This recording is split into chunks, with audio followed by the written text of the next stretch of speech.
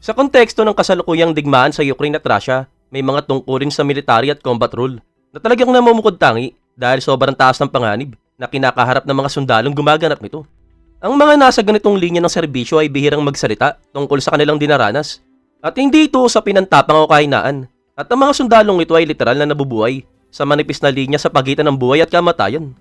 Ang uri ng digmaan na ito ay matindi, mabilis magbago, at gumagamit ng halo-halong technology mula sa mga lumang armas hanggang sa mga modern missile, kasama pa ang iba't ibang larangan ng labanan, na kung saan ang dahilan kung bakit ang mga trabaho na maririnig mo sa ngayon ay talagang napakadelikado, at sa katunayan, minsan ay para na itong hatol ng kamatayan. Sa ngayon talaga mahigit ilang taon nang nagpapatuloy ang digmaan na ito, at sa pagdaan ng panahon, kitang-kita kung paano nagbabago ang battlefield. Sa pakikipag-usap sa maraming sundalo dati, o kasalukuyang nasa pinakadelikadong bahagi ng Ukrainian frontline, isang bagay lang talaga ang malinaw. Ang mga role na ito ay para lamang sa may mga bakal na loob o sa mga walang ibang pagpipilian. Kaya naman umanda ka na dahil narito ang 10 sa pinakadelikadong trabaho sa digmaan. Pero bago natin simulan yan, kung bago ka pa lamang sa aming channel, huwag mo sana kalimutan na mag-subscribe para naman lagi kang updated sa mga ganitong uri ng video. Number 10. Assault Infantry. Maaaring ikagulat ang marami, pero ang pagiging infantry soldier sa isang conventional na digmaan tulad ng sa Ukraine ay isa sa mga pinakamapanganib na tungkulin sa modern na labanan, at talagang hindi ito exaggeration. Ang mga panganib ay nagmumula sa lupa, sa himpapawid at maging sa ilalim ng lupa. Tinatayang sa digmaan maging sa panig ng Russia o Ukraine, 75 hanggang 80% ng lahat ng casualty ay mula sa infantry. Mahalagang maunawaan na ang frontline infantry ang tunay na gulugod ng labanan.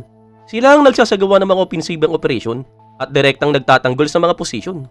At palagi silang lantad sa putok ng kaaway. Gayunpaman, kritikal ang kanilang papel sa pagkuha at pagtatanggol ng teritoryo. Isang papel na naglalagay sa kanila mismo sa sentro ng karasan na kung saan pinakamataas ang tsansa ng pagkakitil. Napakaraming banta sa buhay ng isang infantry soldier. Pero sa Ukraine, ang mga trench ang isa sa mga pinakanakamamatay na lugar. Walang tigil na artillery strike, matinding klima, biglang assault ng kalaban, FPV drone, peste, sakit. Lahat ng ito ay bahagi ng araw-araw na panganib.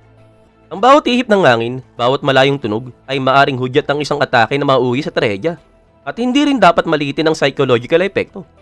Madalas at malala ang pagbagsak ng moral at hindi na bago sa maraming infantry soldier ang makaranas ng PTSD matapos ang labanan. At kung magiging specific tayo, may iba't ibang uri ng infantry at sa bawat kategorya ay nag-iiba ang antas ng panganib. Subalit kung ang tanong ay alin ang pinakamapanganib sa lahat, talagang iisa lamang ang sagot. Ang assault infantry, kapwa sa hanay ng Ukraine at Russia, ang mga unit na itinuturing na kayang magsagawa ng matagumpay, subalit napakadelikadong raids. Sa panig ng Ukraine, may mga unit tulad ng Cracking Group, habang sa Russia naman ay mayroong mga unit gaya ng Storm Unit, na kung saan regular na isinusugo sa mga mission na halos lampas na sa hangganan ng buhay at kamatayan. Number 9. Explosive Disposers, EOD Technicians.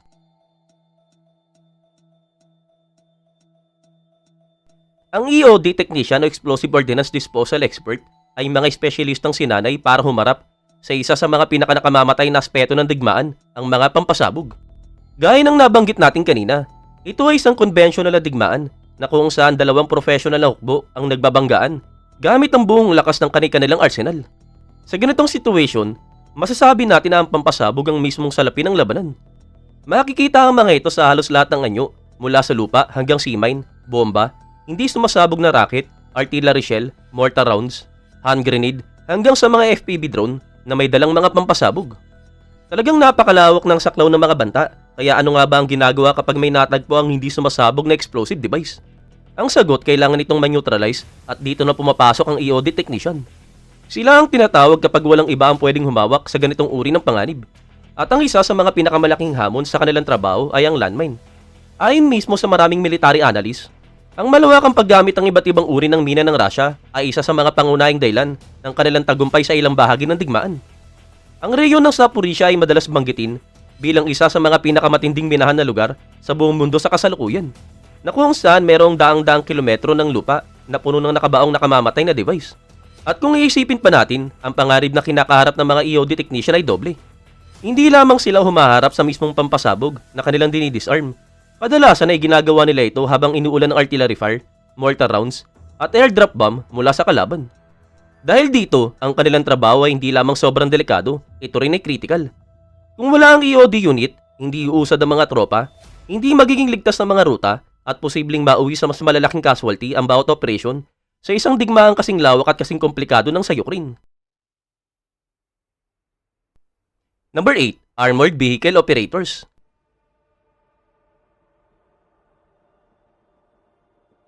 Ang mga armored vehicle operators sa digmaan sa Ukraine ay isa ring grupo na nasa matinding panganib. Kung sinusubaybayan mo ang takbo ng digmaan sa nakalipas na ilang taon, malinaw ang isang bagay. Talagang napakalaking bilang ng mga armored at non-armored vehicle mula sa panig ng Russia at Ukraine ang nawasak.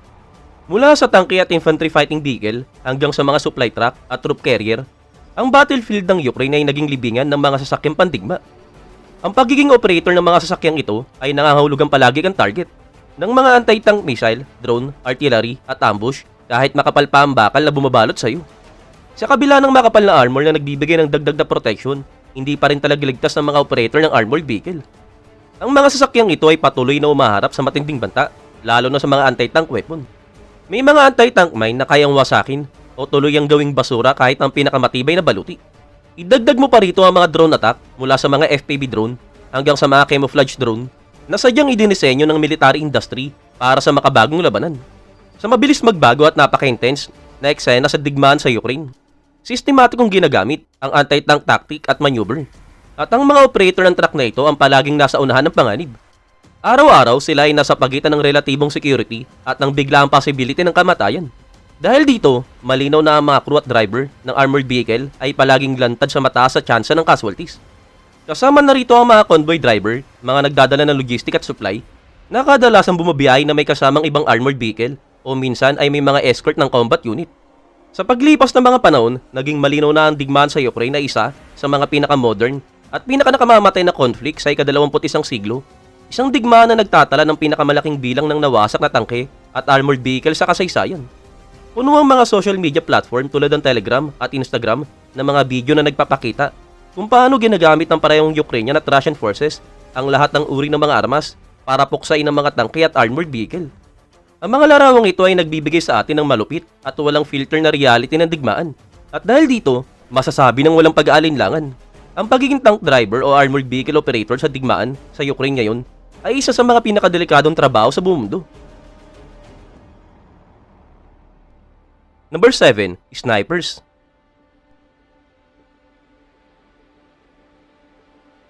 Ang mga sniper sa isang digmaan tulad ng sa Ukraine ay hindi lang basta magaling bumaril. Sila ay mga eksperto sa camouflage, reconnaissance, at long-range precision shooting. Subalit ang kanilang trabaho ay higit pa sa paghila ng gatilyo. Isinasagawa nila ang iba't ibang critical na gawain mula sa pangangalat ng intelligence, pagmamasid sa galaw ng kalaban, hanggang sa mga pag-neutralize ng mga target kapag kinakailangan. Walang kasing halaga ang isang maayos ang pwesto at mahusay na sniper. Sa tamang pagkakataon, kaya niyang magdulot ang matinding casualties, isang katotohanan ng parehong alam ng Russia at Ukraine. Dahil dito, sa oras na matukoy ang presensya ng isang sniper, walang pag-aatubili ang magkabilang panig na magpakawala ng matinding artillery barrage at direktang putok upang patahimikan ng banta at lipulin hindi lang ang sniper, kundi pati ang anumang elementong malapit sa kanya. Taliwas sa iniisip ng marami, hindi palaging kanais-nais ang presensya ng sniper kahit sa sariling unit. Ang kanilang activity ay hindi lamang nagpapataas ang alert level ng kalaban, dinadaot din mismo ang mga regular na tropa sa mas mataas sa panganib dahil nagiging priority silang target ng ganting atake. Hindi ito haka-haka, ito ay mismong isinulat ng mga sundalong Russian sa isang survival guide para sa digmaan sa Ukraine. Ayon sa kanilang isinulat, ang isang mahusay na sniper ay hindi gumagamit ng higit sa 2 bala para tamaan ang target. Yun ang dahilan kung bakit ang mga sniper ay hindi gusto ng kahit sino. Hindi ng sarili nilang tropa at lalong hindi ng kalaban. Sakit sila sa ulo ng lahat. Nanatiling balisa ang kalaban dahil sa bawat putok ng sniper, habang ang sarili nilang mga kasama ay nabubuhay sa patuloy na tensyon. Dala ng bigat ng responsibility at ang kalamang anumang pagkakamali ay maaring ikamatay ng marami. Number 6. Artillery. Sa kasalukuyang digmaan, malinaw ang isang katotohanan. Ang artillery ang hari ng battlefield. Muli itong namayagpag at nagmarka ng presensyang hindi pa nakita sa ganitong antas sa loob ng mahigit 3 dekada. At kapag sinabing artillery, hindi lang ito isang uri ng armas. Lahat ng pirasong kabilang dito ay kasali gaya ng howitzer, cannon, mortar, missile launcher, anti-aircraft gun, self-propelled artillery at maging anti-tank artillery. Bagamat ang likas na katangian ng artillery ay nagbibigay daan sa relatibong malayo ang operasyon, na tila mas ligtas kumpara sa direktang frontline combat, binago ito ng makabagong teknolohiya ng digmaan. Ang paglaganap ng FPV drone, advanced rocket system, at precision missile na hawak ng magkabilang panig ay malaki ang itinaas ng panganib para sa mga artillery unit. Dahil dito ang pag-neutralize sa artillery pieces kasama ang kanilang mga operator ay naging isang pangunahing strategic objective para sa parehong Russia at Ukraine. Ang paggawasak ng isang rocket system sa panig ng Russia o BM-30 Smerch o 2S-1 Gvozdika sa panig ng Ukraine ay hindi lamang isang malaking tactical na dagok. Ipinapakita rin ito kung gaano kataas ang halaga at priority ng mga asset na ito sa mismong larangan ng operasyon. Number 5. Combat Medical Personnel. Sa halos lahat ng digmaan sa kasaysayan, saan man panig ng mundo, may isang malupit na katatawanan ang paulit-ulit na lumilitaw. Ang combat medical personnel na naglalakas loob pumasok sa frontline ay madalas na nasa parehong antas ng panganib, kundi man nasa mas mataas kumpara sa karaniwang infantry soldier. Ang kanilang tungkulin ay tumulong mag-evacuate ng mga napinsalaan o nakitila sundalo, kadalasan sa gitna mismo ng pinagtatalunang lugar na kung saan bumubuhos ang artillery fire, nagliliparan ng bala at bomba, at kung saan ito rin ang perpektong hunting ground para sa mga FPV drone pilot. May mga nagsasabi na hindi ba bawal at war crime ang atake ng mga medic. Sabihin mo yan sa 152mm artillery shell na paparating at tatama sa 3 sundalo at isa doon ay isang combat medic. Yan mismo ang malupit na reality ng digmaan, isang nakakawasak na katotohanan na alam ng mga combat medic. Sa isang iglap, maaari silang maging bayani na magliligtas ng buhay at sa susunod na sandali, sila ang susunod na biktima. At walang katayakan ito, ang biglaang paglipat mula sa tagapagligtas tungo sa isang nakitil. Ang siyang malinaw na nagpapakita ng likas at matinding panganib ng pagiging combat medic sa kasalukuyang digmaan. Number 4. FPV Drone Operators.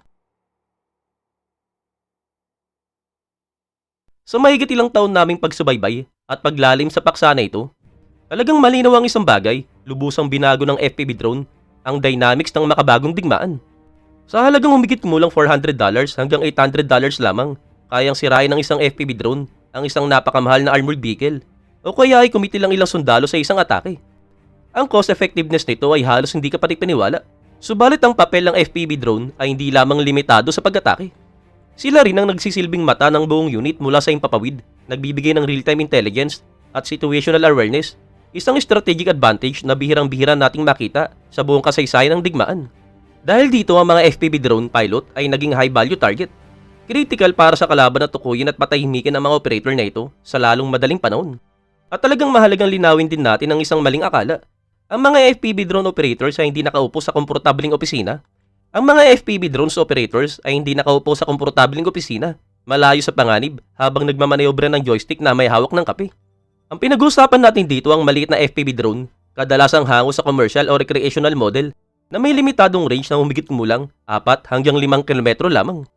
Ibig sabihin, ang kanilang operator ay kinakailangang nasa delikadong lapit ng frontline. Ang pangarib na kinakaharap nila ay halos kapantay ng isang infantry soldier, kahit pa ang mismong pag-atake ay ginagawa mula sa distansya.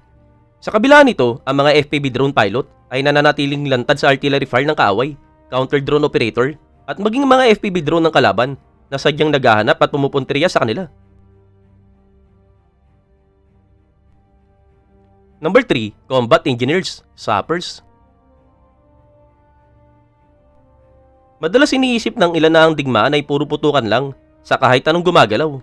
Pero ang ganitong pananaw ay malayong malayo sa buong katotohanan ng battlefield. Sa likod ng mga bakbakan, may isang tungkuling madalas hindi napapansin pero talagang napakahalaga.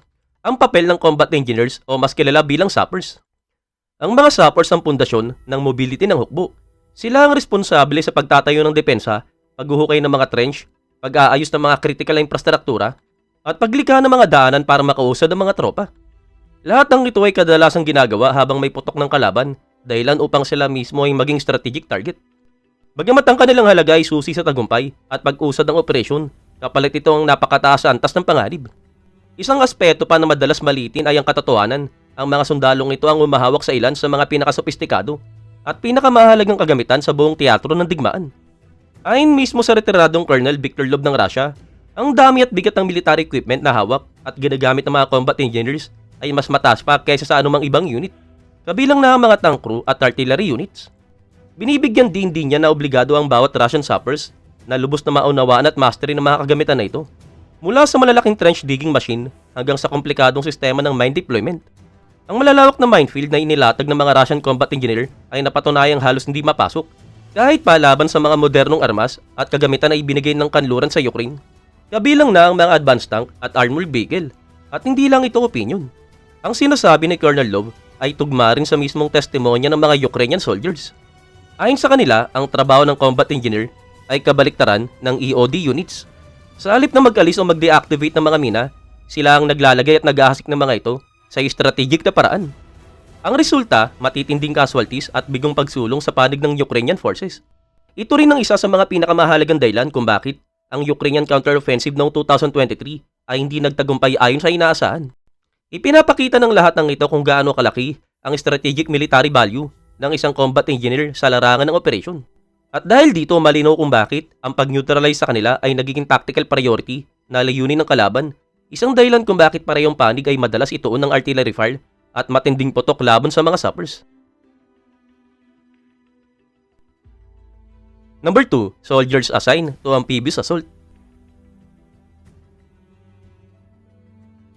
Ang mga sundalong naatasan sa amphibious assault ay bihirang mapag-usapan sa media. Subalit sa digmaan sa Ukraine, ang tungkulin na ito ay napatunayang isa sa mga pinakanakamamatay at kumitil na ng buhay ng libu-libong sundalong Russian at Ukrainian. Para mailagay sa tamang konteksto, may isang napakahalagang geographical salik ang Ukraine, ang Dnieper River. Ang ilog na ito ay umaabot mula hilaga hanggang timog, hinahati ang bansa sa iba't ibang zona at tuluyang dumadaloy patungong Black Sea. Kung titignan sa mapa, malinaw na tinatahak nito ang halos buong bansa. Dahil dito, parehong napilitan ng Russia at Ukrainian forces na harapin ang hamon ng amphibious operations, mga pagtawid sa ilog para sakupin ang mga baryo o lungsod sa kabilang pampang. Sa unang tingin parang simple lamang, magpadala ng mga bangka, magtayo ng pansamantalang tulay at tumawid, pero sa reality, ito ay isa sa mga pinakamapangarib na manobra sa digmaan. Tanungin mo ang sino mang sundalong nakaranas ito at iisa ang sasabihin talagang napakalupit ng panganib. Bukod sa tuloy-tuloy na mga putukan mula sa mga rifle, machine gun at sniper, maraming bahagi ng Dnieper ang mas malala pa ang pagkakaminahan. Idagdag mo pa ang walang tigil na artillery fire at mga ambush at ito ang araw-araw na reality ng mga amphibious assault unit. Ang isang konkretong halimbawa nito ang labanan para sa isang nayon na tinatawag na Krenix sa timog ng Kherson. Sa kasagsagan ng Ukrainian counter-offensive, daang-daang bangka na may sakay ng mga sundalo ang ipinadala upang mabawi o patatagin ang kontrol sa lugar. Ang resulta, napakalaking casualty sa panig ng Ukraine. Ang mga sundalong nakarating man sa pampang ay agad na sinalubong ng mortar at artillery fire, sinabayan pa ng heavy machine gun at lahat ng puwersang maaaring ipukol laban sa kanila. Pagsapit ng February 2024, nagawang ganap ng kontrolin ng Russia ang Krenix at malinaw na hindi nagtagumpay ang Ukrainian amphibious tactic, sa halip, nagdulot ang mga ito ng matinding pagkalugi. Hindi rin talaga ligtas ang kabilang panig. Sa iba't ibang yugto ng digmaan, nakaranas din ng malalaking casualties ang Russian forces sa mga tangkang pagtawid sa Dnieper sa ibang lugar. At kung tatanungin mo ang sino mang military strategist, malinaw talaga ang sagot. Ang puwersang sumusubok tumawid sa ilog ay halos palaging nasa seryosong disadvantage. Number 1, reconnaissance and target acquisition teams. Ang mga reconnaissance at target acquisition team ay gumaganap ng isang napakahalagang papel sa digmaan, isang papel na kaakibat ang matinding panganib. Ang mga grupong ito ay kadalasang kumikilos malapit sa frontline at sa maraming pagkakataon ay lampas pa sa likod ng linya ng kaaway upang manghalap ng critical information tungkol sa mga posisyon, galaw at kakayahan ng kalaban. Ang kanilang misyon ay pundasyon ng strategic planning at ang pagsasagawa ng eksaktong pag-atake. Subalit kapalit ng kahalagaang ito ang isang mabigat na katotohanan. Ang sobrang lapit nila sa kalaban at ang pangangailangang pumasok sa hostile territory ay naglalagay sa kanila sa napakataas sa antas ng panganib. Hindi lang sila humaharap sa possibility ng direktang sagupaan, kundi pati sa mga ambush, pagiging madaling target ng FPV drone o pagkakadiskubre ng enemy patrols.